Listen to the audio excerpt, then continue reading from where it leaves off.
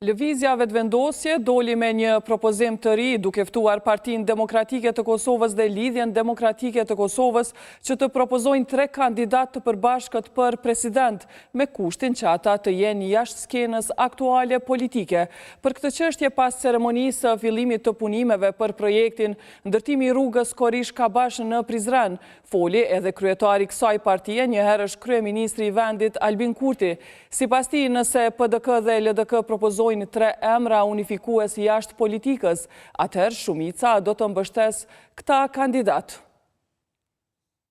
Hapi i ri që kemi ndërmarrë, e i cili duhet të konkretizohet deri nesër mbrëma sepse afatet janë të tilla, është që Lidhja Demokratike e Kosovës dhe Partia Demokratike e Kosovës bashkarisht, si 2 parti që janë më të vjetra se lëvizja vetëvendosje, le të na i sjellin 3 emra të personaliteteve unifikuese,